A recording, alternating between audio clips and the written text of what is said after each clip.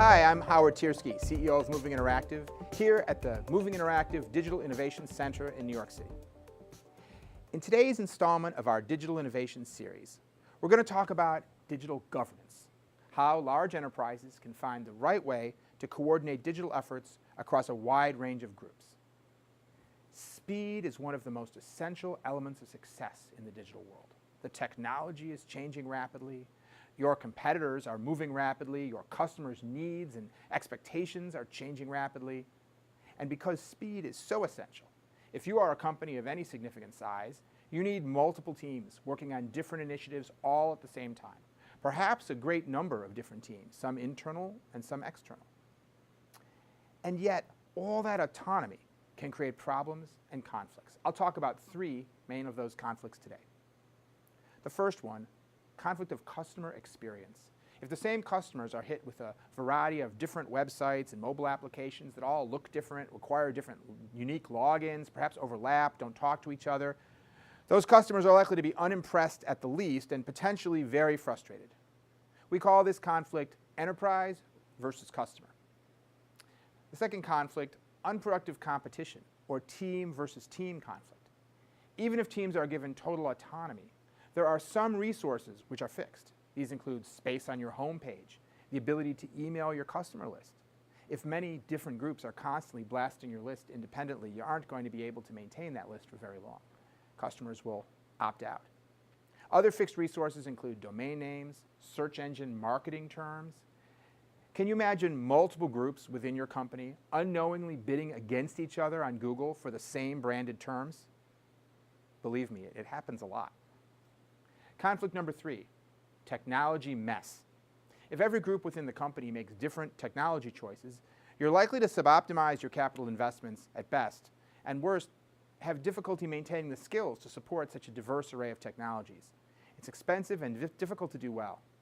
We call this team versus enterprise, because individual teams often prefer the freedom to choose the technologies that work best for their individual needs, but it creates, as I said, a mess for the enterprise.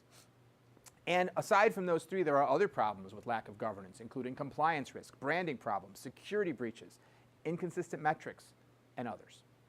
So we need to enable speed, but with some avoidance of these conflicts, and that's where governance comes in. We'll talk about how to do that, but first, let me give you a little analogy of another example where governance supports speed. Naturally, one place to look for models of governance is government. What's great is that government gives us plenty of examples of both good and bad ways to govern.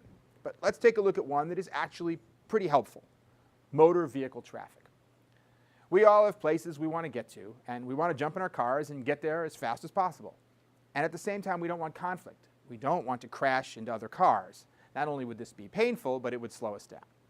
And so we have a set of rules, which we all know and agree to follow, that enables us to go fast, focus primarily on our own destination, but also be aware of the rules and other traffic around us. Governance in that case, it's not about total control. Traffic rules don't tell you where to go. They don't tell you what route to take or when to travel. They simply create boundaries to stay within. So defining rules is the first step of governance. Second, we have enforcement. So continuing with our motor vehicle analogy, I'll be perfectly honest and say that if I didn't know that there would sometimes be a cop hiding behind a tree with a radar gun, I'd probably drive well over the speed limit, and so would a lot of other people, no doubt, and before long the rules would have no meaning because they would be largely disregarded. So some form of enforcement is essential for governance to really work. And third, we have what I call support for the law-abiding. In the world of traffic, this includes having paved roads, lights, painted lines, stoplights, etc. Okay, so I'm guessing no matter what your politics about government may be, we can probably agree that this is an area where government is pretty helpful, and all those rules and the enforcement of those rules really allow us all to get to our destinations much faster and more reliably than otherwise. So let's go back through these three aspects of governance in the context of the digital world. What rules do we need to create in the digital space, and how do we do that? Well, each company and situation is different, but there are three broad categories of rules. Those that govern user experience, such as branding, navigation, and URL standards, for example. those that govern fundamentally technical matters, such as platforms, security, even things like commenting and storing code, and rules that govern business processes, such as legal compliance, privacy policies, email rules, site metrics, etc. Now, you can use those as a starting point to define the categories that make sense for your enterprise. There's also a more complete list of rules and rule categories available on our website.